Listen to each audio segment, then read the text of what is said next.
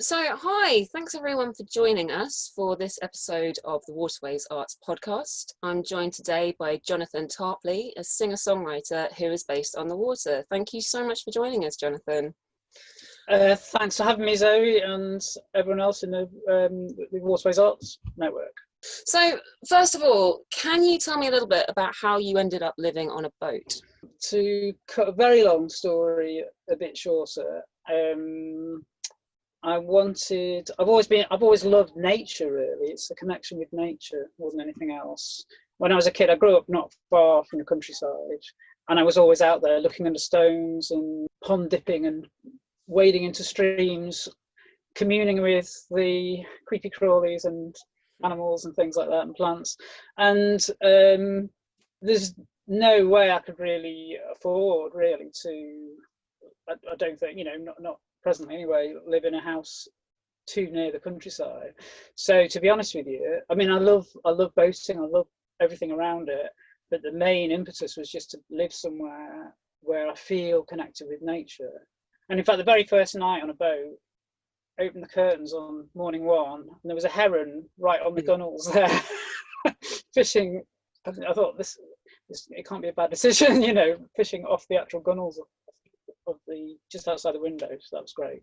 So it's mainly connection with nature, and and that sort of feeling of freedom as well. Once I realised it was a possibility, the thought of having that freedom of of being able to move around as well, that's a brilliant thing. And opening your window, I'm not obsessed with opening curtains, but again, opening curtains and seeing a different view, on different days and things, that's a brilliant feeling too. Yeah, absolutely. I mean, I am obviously on a boat as well, and I absolutely adore that. I can't imagine now being in somewhere static where the view never changed. You couldn't see the river. That thing of nature is really important. So I've listened to some of your music, and I can feel that kind of influence in there. How do you feel that lifestyle feeds into the music that you make? All my maybe not all, but a huge percentage of my songs are very influenced by nature, certainly. In fact, the album EP I'm working on now with my band, all those songs are very deeply rooted in nature, and both the depth of its beauty and also in concerns about what's happening to it, what we're doing to it and stuff like that. So that's and as I say, being on a boat's very close to that, but also I think you're right, the rhythms of the waterways, the rhythm of the engine even. I did plan on a very experimental album. I did to actually record just on my phone, the engine chugging along, and put that as the rhythm to one of my songs. I never quite. I'm sure I'll do it one day, but I never quite got around to that. But definitely, in the biggest way, it would be lyrically, because the lyrics of a lot of my songs certainly include a lot of. I mean, water's a very evocative thing anyway, isn't it? And one of the joys of living on the water is being so centered and being so connected with.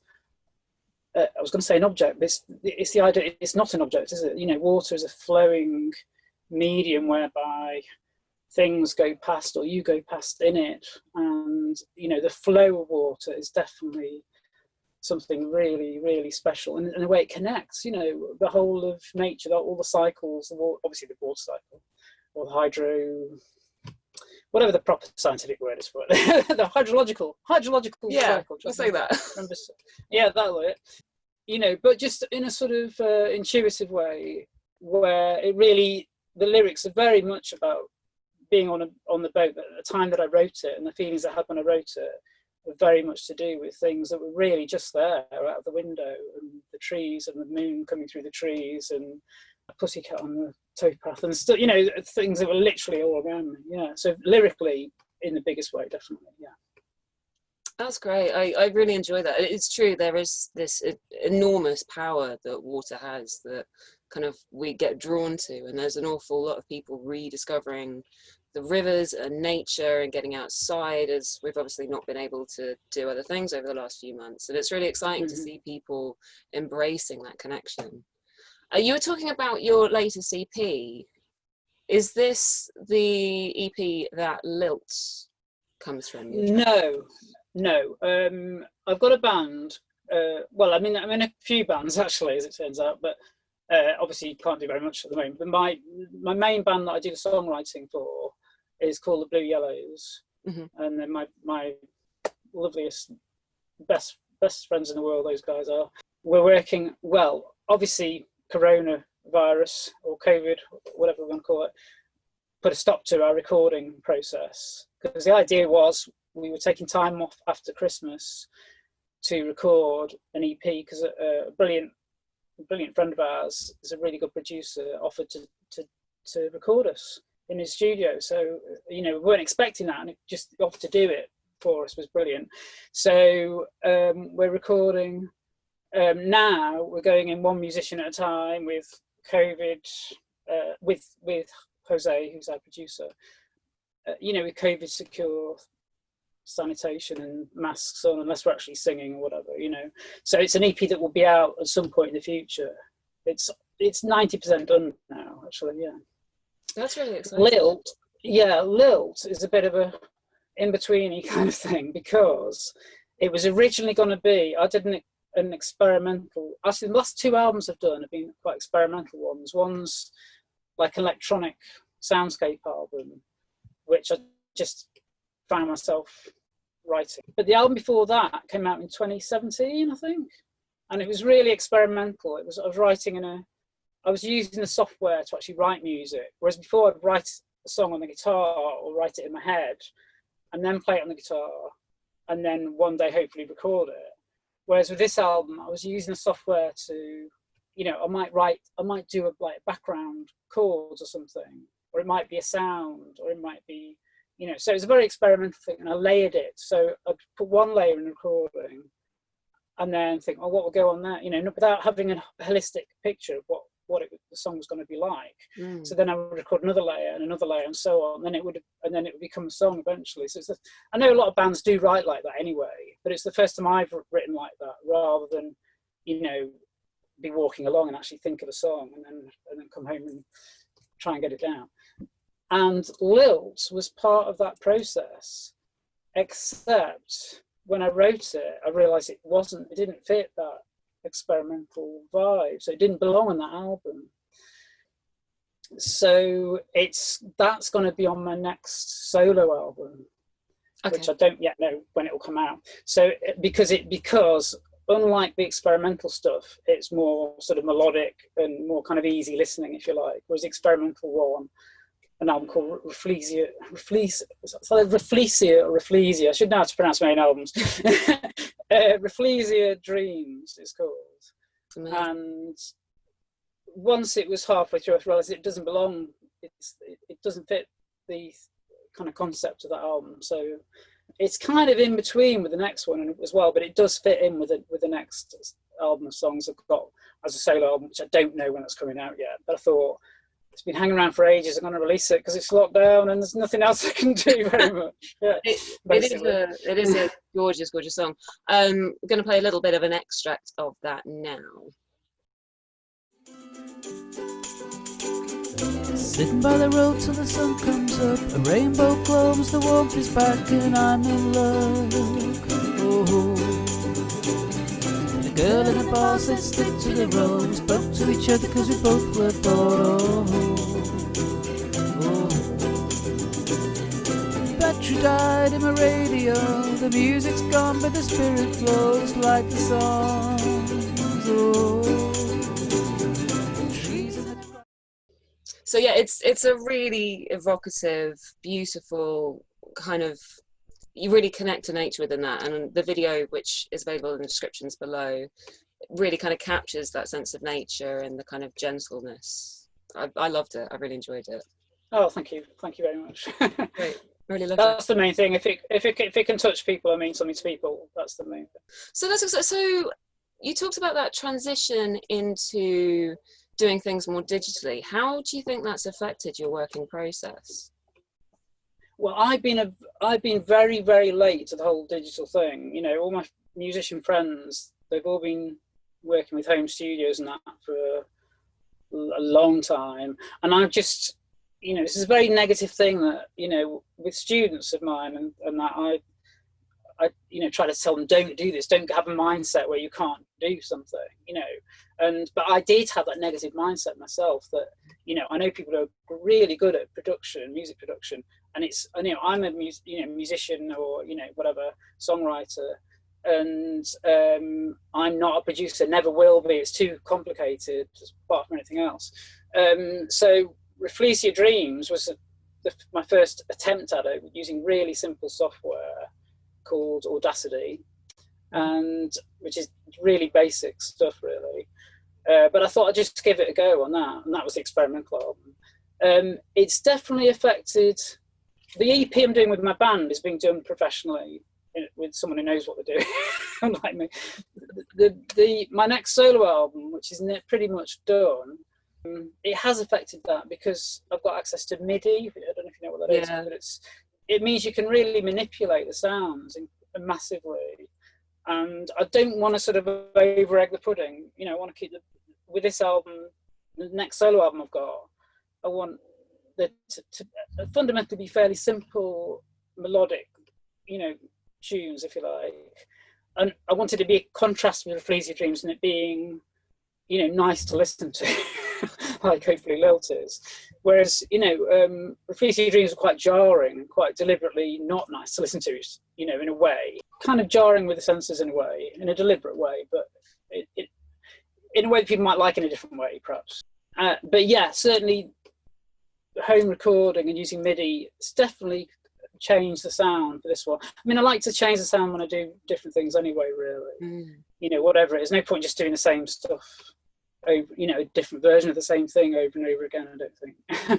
No, I mean, but yeah, it has affected it. Yeah, I don't think I explained that very well, but no, I think you did. I think you did. I think you answered that really well, actually, of just how you change where that kind of creative process ends up, whether it's kind of purely mental or whether it comes into playing with the actual sound of things. I know with my experience with MIDI, you can kind of really play with the sound design, and you can affect elements of that, and it gives you a whole different scope of how you play with music. So that sounds very exciting. Would you be able to play something from your upcoming? Well, I could try. Yeah, I hope so. Yeah. Would you prefer a happier song or a sad song? Or... Let's go for a happier song. I think the time. Let's go for happy. Yeah. This one is off the last album I did with my band, the Blue Yellows, called, the album's called Kitchen Sessions, because a lot of it was recorded in our keyboard player Emma's kitchen. And this song's called Toast the Night.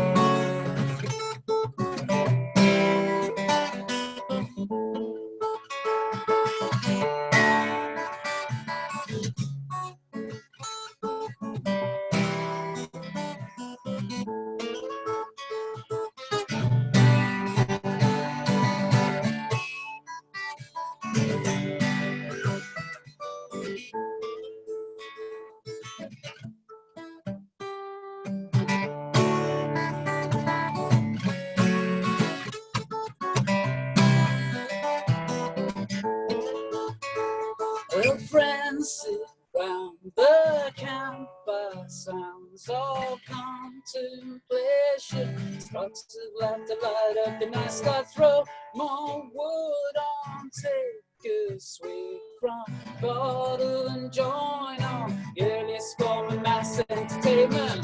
Let's toast the night till the stars join together, turn the whole sky bright. Let's toast the night till the stars join together. Make you right, make you right. So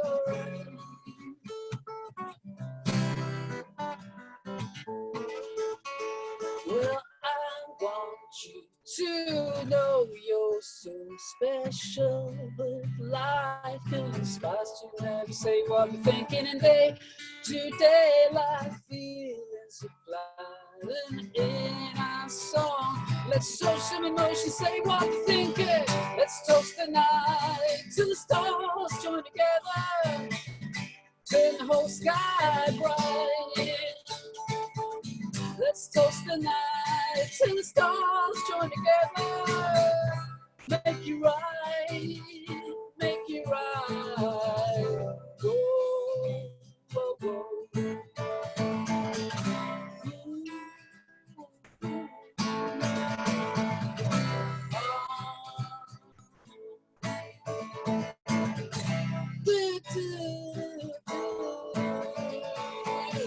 Let's toast the night till the stars join together. Turn the whole sky bright. Let's toast the night till the stars join together. Make it right, make it so right. Ooh, ooh, ooh, ooh, ooh,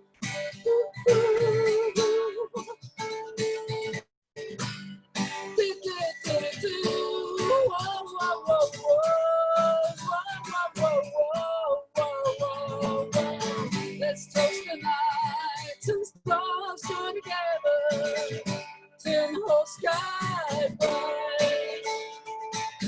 Let's toast the night till the stars join together. Make it right, make it so right, so right.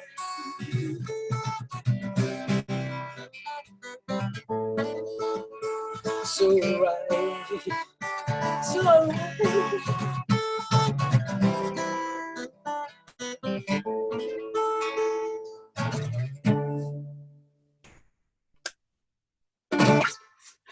You just made me really, really nostalgic for live music. I just had a proper moment of really missing being able to come and see you perform live. That was great. Thank you.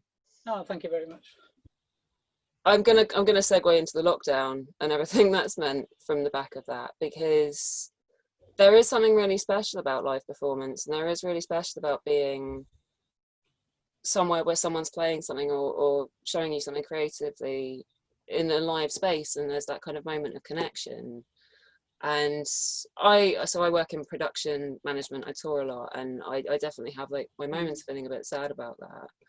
How do you think that's affected you and playing live and being able to do that for people? Well, in two big ways, really. One way, psychologically, because although I do get very nervous before playing, over time I've managed to teach myself that those nerves are excitement, you know, and be able to deal with it. And it's such a thrill, you know. Not every gig, you know, some gigs are a disappointment, but when it's going well, you know, it's such a huge thrill to have that connection with people. And you know, whether it's because people are dancing or whether they're really, you know, there is that, you know, we're communal animals at the end of the day, aren't we? And to play music and to be able to have an audience, however big or small, connecting with that and connecting with you, and you all being part of one whole moment or evening or whatever it is, in the same space mentally in some way. Or I'm sure everyone has their own takes on it, depending on their own experiences with different songs and so on. But you know, to have that oneness feeling is just a fantastic feeling that you can't, you know, much as I love the internet, in spite of my terrible connection into it, it's not quite the same when you're not actually there in that physical space with people, as we all know, really. Yeah. So that's one major way. I said there were two. Now the second one is financially, obviously, because you know, I've at the moment, well, this week I've earned nothing at all, unless I've got some royalties coming through or something that I didn't notice. Because I teach guitar and bass and ukulele as well, and normally I go around to people's houses to do that, and that would make me some sort of super spreader if I did that now, apart from being illegal. You know, imagine that, you know, going to different, potentially spreading the virus. So you know, there's a few students who are carrying on online with me, And if I lose a connection a bit, I'll give them an hour instead of half an hour, or, you know, I'll give them whatever extra online if things did go wrong, which I've done occasionally online. But, you know, the vast majority of students don't want to, you know, if they can't do it face to face, they don't want to try, not even try online, which I don't blame them for, because quite often, if it's one of my adult students or children, you know, sometimes you physically need to help point exactly where to put the fingers rather than explain online. So we had loads of gigs cancelled. I'm in a cover band as well called Rickety Wireless, who just are an entertainment band really, because, you know, if you're going to make money as a pretty much unknown musician, you know, that's an extra income stream to play in a cover band where, you know, you can play in pubs and stuff like that and get more money probably than my original band usually make. So all those are cancelled as well. The original gigs with my main, you know, with the Blue Yellows, they were all cancelled as well, and quite a few of those were paid gigs as well. So I've lost a lot of income, obviously, but I'm okay. I'm going to be okay because I work with a college as well, with a lot of music students and media students, and I've got into some performing arts students now, just helping them out as well. So I know I've got, you know, I can get extra hours from September, hopefully. But yeah, in terms of actually the you know, if it's your sort of thing, if it's your, as you know, any artist will know, it's as if, like, if you're a painter, and you can say you do watercolors and oil paints, it's like you've suddenly had all your oil paints taken away, you know. So you can still do things. I'm still writing songs. I'm still recording with a band, which is all brilliant. I can focus on those things. But I've had a big part of the thrill and connection with fellow musicians, because when you play together in a band, there's a real connection between, because we like to improvise a lot, and, you know, to spark off each other in the live moment is a fantastic feeling that you can't really get if you know, and it's not safe for us to actually meet up and even rehearse at the moment, even though we're going one by one into recording, you know. So I'm rambling on a hell of a lot on it, but I'm trying. But yes, it's horrible in that sense. Yeah. It's funny actually, as you were talking. It's been interesting to me because a lot of people have talked about this notion that, oh no, we can work from home. Oh, that's quite exciting. But one of the things that just doesn't work for is entertainment and live entertainment. And what you were talking about in two parts. Number one, in how you relate to the audience and how you can connect to the audience and you feed off them, but also when you're playing with other people. I used to do quite a lot of big band shows where we'd have kind of 12 musicians and a singer on stage. And one of the joys of that, yeah, great. One of the joys of that is just watching everyone kind of play with each other, and the singer kind of getting everyone to sort of solo, and everyone just kind of melding and responding to each other and being part of that and being in the room with that is such a magical experience. And I think everyone is really missing that right now. I don't think that's going to go away at all. I mean, one of the things is not knowing how long it's going to last for, you know. And I've heard experts say it's going to be at least 3 years. It could be 10 years. We might never get back to what was previously normal, you know. And, you know, when you think of that, it's like some of the sort of events we would have played and gone to as well as a fan, you know, would have seemed like the last days of Rome or something in the future, you know. I don't want to be too pessimistic because hopefully it will be sorted out. But there is that, you know, I'm trying to be positive by being pessimistic, if you know what I mean. By, you know, if it's over next year, fantastic, you know. But I think we might be in for a very long haul with this, and so maybe we'll have to find different ways of doing things. And if we're not in for a long haul, brilliant, you know, we'll find different ways of doing things, and then when it's over, we can, you know, back to the old normal, as it were. Yeah. And one of the things that we've been talking about doing with Waterways Arts, because we live on boats and we have access to outdoor spaces, is to think about trying to work out how we can make entertainment possible and bring that back whilst still maintaining safety and social distancing. So I'm kind of excited about finding a way round that and finding a way Yeah. to do that. And I think that the Waterways do offer a really unique opportunity because we have these big outside spaces and we can play to smaller audiences, and that's financially viable. So I know what you're saying. I'm very much on that. I won't believe it until it happens, but I'm optimistic that we can find some ways to approach that. Because something that's been difficult is watching, like you were talking about, feeling like the oil painter having his paints taken away. There is a reality where people are finding it very difficult and feeling like something that is a big part of who we are has been taken away. And absolutely, it's amazing how much that kind of feeds into your sense of identity and just your general happiness and joy in life. So yeah, I mean, it's really important to try and get something moving, even if it doesn't work, even if we have to try it 5 times and then find a way of doing it. And as you said, so Kate and Heather from Alarum Productions, who have made this possible in a lot of ways, and I was talking to MJ before, who's created the radio station and is looking into how she can bring performance back and what can happen with that. So it's exciting, and I think the community that we have as people on the water and living in boats is something that we can really draw into at the moment and place through it, which is another reason why we started this. Yeah, it's fantastic. I was going back to what you were saying. You know, when you talk to people who come to gigs and stuff like that, you know, they're missing it as well. Even if they don't have a musical, you know, they don't play anything, or they don't perform or don't act or dance or any of those things. A lot, you know, it's still really, really important to a lot of people out there who are missing it massively as well, you know. So I feel like, you know, I've kept saying to myself, one of my things on my to-do list this year was to go to the theatre more, because I used to go quite a bit, and I thought, oh yeah, I can't keep putting off because I've got this to do and that to do. I must get around to start going to the theatre again. And then of course, you know, it's the end of, well, not the end, but I mean, going to the Lyceum Theatre in Crewe, which I'm pretty close to at the moment, you know, things like that are out the window at the moment until they find another way of performing. Yeah.